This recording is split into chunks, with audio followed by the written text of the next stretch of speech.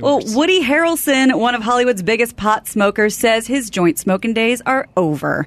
The actor who has supported marijuana legalization told Vulture he, quote, stopped smoking pot almost a year ago. He explains it was a solid 30 years of partying too hard. He says, I don't have a drug problem at all. I don't have a problem with smoking. I think it's great. I think it's a great drug. But the effect of it is euphoria. But when you're doing it all the time, I feel like it was keeping me from being emotionally available. Wow. So he's off the weed. Well, I got to tell you, then the Heshers have lost their mascot. Like one of the greatest. No, Martin Luther King. Forget about mascot. This guy's a leader, the savior, the Messiah. Yeah.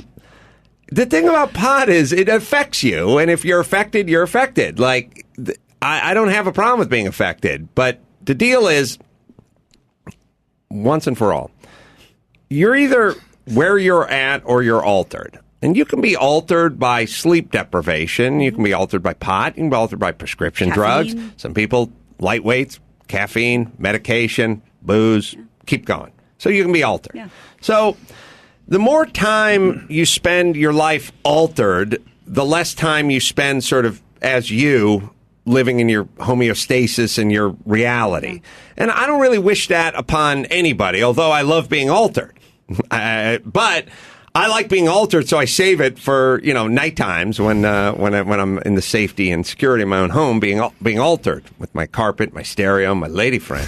Your elevated stereo. My elevated stereo, sunken living room. Yeah. Stereo up, living room down. That's my move. And so people treat. And obviously, if I got up every morning and poured myself a stiff rye drink, people would go, whoa, whoa, whoa. But there's plenty of people who wake and bake, and people don't really judge those people. Well, I'm telling you, you're then going through your day altered. Yeah. And, I would rather, if you said to me, would you rather your kid go through your day drunk or high? I would say high. But then if you gave me a third box, which was neither, I'd say neither, because you're going through your day altered. Yeah. You're not present. It's just whatever it is, you have brought yourself, your body is constantly trying to get back to that sort of middle balance, sitting in the middle of that sort of seesaw of life. You don't want to be emotionally down here. You don't want to be, emotionally up here. You don't want to physically be down or up. You just want to be that.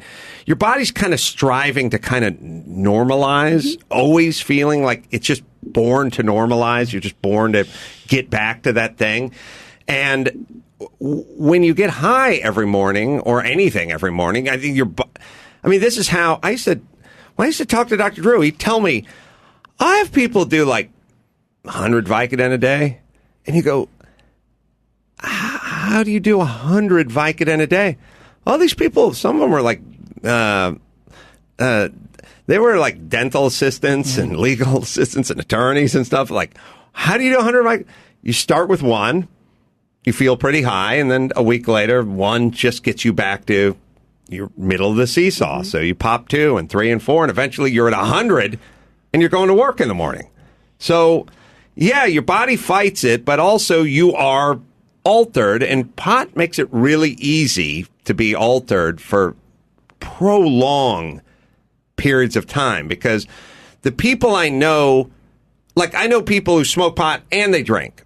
But they would never wake and drink, and they would never go out and get drunk at 1 in the afternoon on a work day. But they'll go out and rip a bong load, smoke some weed, and then go back into work or whatever. So it's a different relationship. And then they'll go have some beers at night. But I would say good for Woody, and I would tell everybody, like, as cool as I am with pot, don't pretend like you're not altered. You're doing it to alter you. Right. And then you have to think, look, whether it's coffee, or whether it's like a food addiction, or whether it's the booze, or whether it's the pot, or whether it's pornography, or whether it's whatever. It's like, how much alteration how much connection, could you go camping for 3 days and not bring your fill in the blank?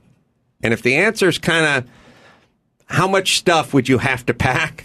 Like, how many cigarettes, how many bottles of booze, how many pills, how many doobies, how much pornography, how many stereos and sunken living rooms. No, but what I'm saying is, like, if your you vices, your pacifiers. If you could go away, like the freest, I'm going to add this. Get ready to dig. No. Said this a million times. You listening, Jesse? I'm listening. The best place you can be in life, your homeostasis, your middle of the seesaw, is when your phone rings. If you dive on it, it's a bad place. You're desperate. You're lonely. Who could it be? Is it my ex-wife? Is she coming back to me? Is my daughter hasn't talked to me in 3 years? Is it her?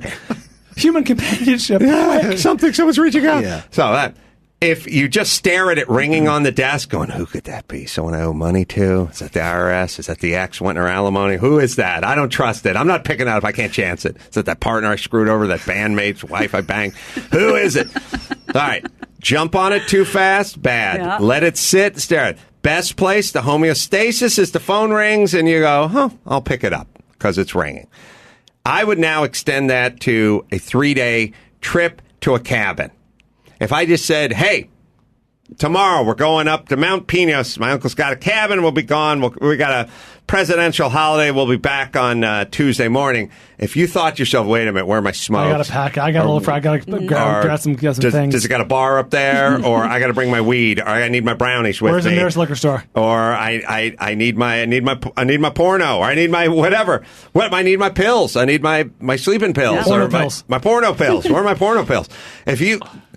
Look, everyone's going to have an instinct of like, I want my fill in the blank. Yeah, maybe it's your music. But what I'm saying is the less that you can pack, the less, if you had the mindset of, yeah, come pick me up tomorrow morning, I'll be there, and you didn't give any thought to anything you needed, then that's a good place in life to be. I don't think any of us are there. Nope. All right. The more you know.